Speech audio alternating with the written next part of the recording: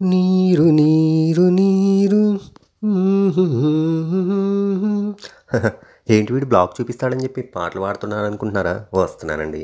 ఈరోజు నేను చూపించబోయే బ్లాగ్ యొక్క మెయిన్ ఇంపార్టెంట్ థీమే వాటర్. పంచభూతాల్లో ఒకటైనటువంటి ఈ వాటర్ గురించి ఒక్కసారి తెలుసుకుందాం. మనం పుట్టినప్పుడు మనకి చేపించే తొలి స్నానం నుండి మనం చనిపోయిన తర్వాత మనకి చేపించే చివరి స్నానం వరకు ఈ రెండింటి మధ్య ఉన్న జీవితం మొత్తం వాటర్తో ముడిపడి ఉంది. మనకి దాహం వేస్తే తాగడానికి వాటర్ కావాలి, మనం తినే పంటను పండించడానికి వాటర్ కావాలి, మనం వేసుకునే బట్టలు తయారు చేయడానికి ఫ్యాక్టరీస్కి వాటర్ కావాలి. అంటే మన జీవితం మొత్తం వాటర్తో ముడిపడి ఉంది.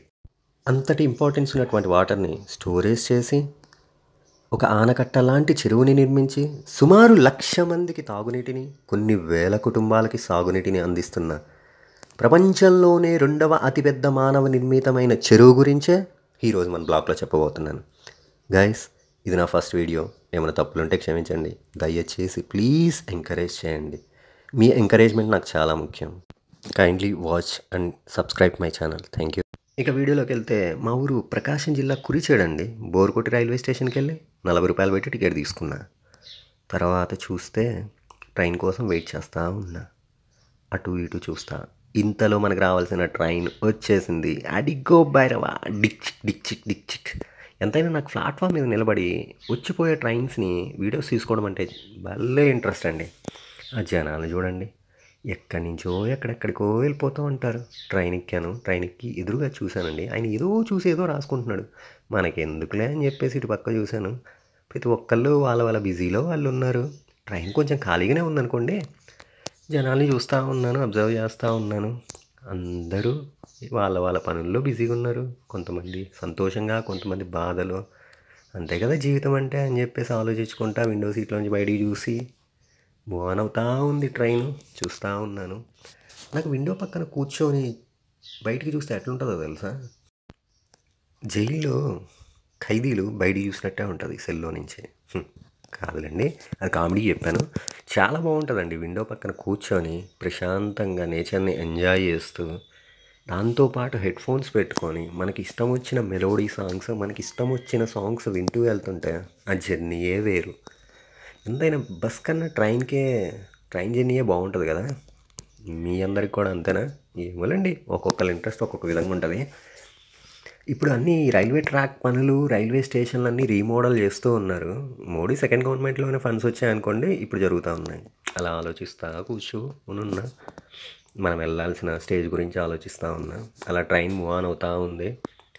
కొంతమందికి ట్రైన్ జర్నీలో విండో పక్కన కూర్చొని కొంతమందికి రీల్స్ చేసుకోవడం, కొంతమంది ఫోన్లలో మాట్లాడుకోవటం, కొంతమంది ఇంకేవో ఆలోచిస్తూ ఉంటారు. నాలాంటి పిచ్చోళ్ళు మాత్రం విండో నుంచి బయటికి చూసుకుంటూ, రికార్డ్ చేసుకుంటూ ఏదేదో మాట్లాడుతున్నాను అనుకోండి, తప్పుగా అనుకోవద్దు.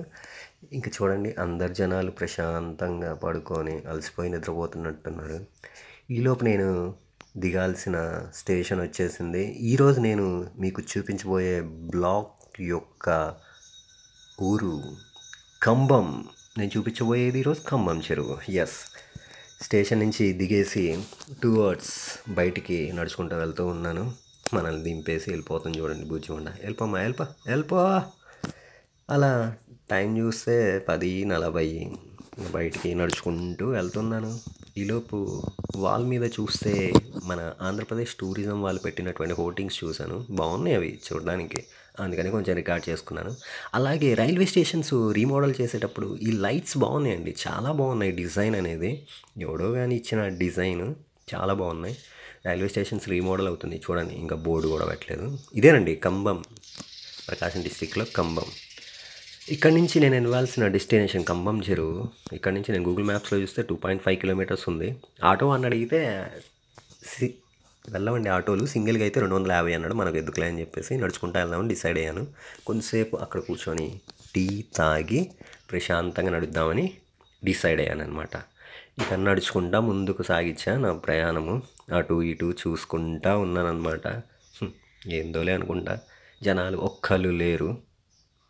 నట్టని ఎండ, ఏం చేద్దాం. ఈలోపు ఈ మసీద్ ఏదో బాగుందని చెప్పేసి షూట్ చేసుకున్నాను. అలాగే నేను వెళ్ళే దారిలో ఒక ఇద్దరేనండి ఆ గుడిసె వేసుకొని ఉన్నారు. ఎందులే, కొంతమంది జనాలు అట్లా కూడా ఒంటరిగా ఉంటారు, నాలాగా పిచ్చోళ్ళలాగా. అలా నడుచుకుంటా ముందుకు వెళ్తూ ఉంటే నాకు అప్పుడు అర్థమైంది ఏంటంటే, నేను వెళ్ళాల్సిన రూట్ ఇటు కాదంట. 1.5 కిలోమీటర్లు నడుచుకుంటూ వచ్చా. ఏందో. ఇక నేను చేసేదేం లేక మళ్ళీ రిటర్న్ నడుచుకుంటూ బయలుదేరాను అనమాట. ఇప్పుడు నేను ఖమ్మం బస్ స్టాండ్ దగ్గరికి వెళ్ళాలి. ఖమ్మం బస్ స్టాండ్ దగ్గరికి వెళ్ళి అక్కడి నుంచి మళ్ళీ 4.5 కిలోమీటర్లు వెళ్తే ఖమ్మం చెరువు వస్తుందన్నమాట. ఇంకా నేను ఖమ్మం బస్ స్టాండ్ దగ్గరికి వెళ్ళేసి ఇంకా అక్కడి నుంచి నడుచుకుంటూ బయలుదేరాను అనమాట. ఒక్కడనే సింగిల్గా సోలో ట్రావెల్. చూడండి ఏంటో నడుచుకుంటూ వెళ్ళిపోతున్నా. చివరికి వచ్చేసాను, రీచ్ అయ్యాను కంబం చెరువుకి. చూడండి కంబం చెరువు ఇదేనండి. కంబం చెరువు సుమారు 5 దశాబ్దాల క్రితం, అంటే 500 సంవత్సరాల క్రితం కట్టినటువంటి కంబం చెరువు ఇదే. ప్రపంచంలోనే 2వ అతిపెద్ద మానవ నిర్మితమైన చెరువు కట్ట అనమాట. 2 కొండల మధ్య ఆ ఆనకట్టని కట్టారనమాట. చూడండి ఒక్కసారి వ్యూ చూడండి ఎట్లా ఉంటుందో. ఆ రైల్వే ట్రాక్, పచ్చని పొలాలు, 2 కొండల మధ్య ట్రాక్. అసలు ఇంత ట్రాక్, ఇట్లాంటి ఆనకట్ట ఎలా కట్టారు? ఒక్కసారి ఈ కంబం చరిత్ర గురించి చూద్దాం. కంబం చెరువు కట్ట చరిత్ర తెలుసుకోవాలంటే మన వరదరాజమ్మ గురించి తెలుసుకోవాలి. ఈమె శ్రీకృష్ణదేవరాయలు గారి 2వ భార్య అయినటువంటి అన్నపూర్ణాదేవి గారు. ఈమె ఒకసారి తన పుట్టింటికి వెళుతూ ఈ మార్గమధ్యంలో ఈ ఖమ్మం దగ్గర ఆగిందండి. ఆ ఊరి జనాలు వచ్చి ఆమెను వేడుకున్నారనమాట. అమ్మ, ఇక్కడ గుండ్లకమ్మ, జంపలేరు ఈ 2 వాగులు వర్షాకాలంలో ఉప్పొంగి ప్రవహించడం వల్ల ఊళ్ళే నాశనం అయిపోతున్నాయి, పంటలు నాశనం అవుతున్నాయి. దీనికి ఏదైనా పరిష్కారం చూపండి అమ్మా అని చెప్పి జనాలందరూ అన్నపూర్ణమ్మ దేవిని వేడుకున్నారంట. అప్పుడు అన్నపూర్ణమ్మ దేవి గారు ఆలోచించి ఈ 2 కొండల మధ్య ఆనకట్ట, చెరువు కట్ట కట్టడానికి పూనుకున్నారనమాట. అప్పుడు ఆమె సీసంని కరిగించి సున్నం కలిపి పెద్ద పెద్ద ఏనుగులతో తొక్కించి కేవలం మానవ నిర్మితమైన అతిపెద్ద చెరువు కట్టను ఆమె నిర్మించింది. నిర్మించిన తర్వాత ఏమైందంటే ఆ చెరువు కట్టకి అటువైపు ఇటువైపు 2 వైపుల నుంచి నీరు కారడం స్టార్ట్ అయిందనమాట. ఇప్పుడు ఆమెకి ఏం అర్థం కాక పడుకున్నప్పుడు ఒకరోజు కలలో ఒక దేవత ప్రత్యక్షమై ఆమెతో ఉందంట, అమ్మ ఇంత పెద్ద చెరువు కట్ట కట్టించిందావు, బలిదానం ఇవ్వమని చెప్పేసి అడిగిందంట. అప్పుడు ఆమె ఈ విషయాన్ని మొత్తాన్ని ఊరి ప్రజలకి చెప్పినప్పుడు ఆ ఊరిలో చిన్న కంబడు పెద్ద కంబడు అనే 2 కవల సోదరులు బలి అవ్వడానికి రెడీ అయ్యి బలిదానం చేసుకున్నారనమాట. దానివల్ల ఈ ఊరి పేర్లు చిన్న కంబం, పెద్ద కంబం అని చెప్పేసి ఊరి పేర్లు వచ్చాయి. అటువంటి కంబం చెరువు యొక్క ఒడ్డు పొడుగు ఒకసారి చూద్దామా? అదేనండి దీని యొక్క విస్తీర్ణం. ఈ ఖమ్మం చెరువు మొత్తము 28 కిలోమీటర్ల విస్తీర్ణంలో ఉందండి. సుమారు 20 కొండల మధ్యలో ఈ ఖమ్మం చెరువు అనేది ఉంది. వన్స్ ఒకసారి ఈ ఖమ్మం చెరువు అనేది నిండితే దీని పూర్తి స్థాయి నీటి మట్టం 35 అడుగులండి. ఒక 15 అడుగులు పూడికుందంట. ఇప్పుడు ఒక 15 అడుగులు మాత్రమే ఉంటుంది. వన్స్ ఒకసారి ఈ 35 అడుగులు నిండింది అంటే 5 సంవత్సరాల వరకు దీని చుట్టుపక్కల ఉన్నటువంటి 3 మండలాల్లో 19 గ్రామాలకు తాగునీరు, సాగునీరుకి ఎటువంటి డోకా ఉండదండి. అఫీషియల్ లెక్కల ప్రకారం 7,000 ఎకరాలకు, అన్అఫీషియల్ లెక్కల ప్రకారం 12,000 ఎకరాలకు సాగునీరు అందిస్తుందండి ఈ ఖమ్మం చెరువు అనేది. గ్రేట్ కదండి.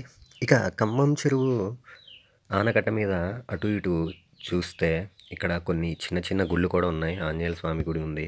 ఇక్కడ ఏదో పాడుబడినటువంటి ఇన్స్పెక్షన్ బంగ్లా లాంటిది ఉందండి. అక్కడికి వెళ్ళి ఒకసారి చూశాను. అన్నీ పిచ్చి పిచ్చి గీతలు, పిచ్చి పిచ్చి రాతలు. పాపం ఇక్కడికి ప్రేమికులు వస్తుంటారు కదా, పాపం వాళ్ళ ప్రేమ చిరస్థాయిగా ఈ ఖమ్మం ఆనకట్టలాగా నిలిచిపోవాలని రాసుకొని ఉన్నారు. ఇంత పెద్ద చారిత్రాత్మక వైభవాన్ని మనకిచ్చినటువంటి అమ్మ వరదరాజమ్మ, మీకు హ్యాట్స్ ఆఫ్ అమ్మ. మీరిద్దరి వల్ల ఇప్పటికీ మేము ఈ ఖమ్మం చెరువు గురించి మాట్లాడుకుంటూ ఇప్పుడు నేను బ్లాగ్ కూడా చేస్తున్నానంటే నా అదృష్టం. That's all for today. Thank you very much. సాగర తీరాన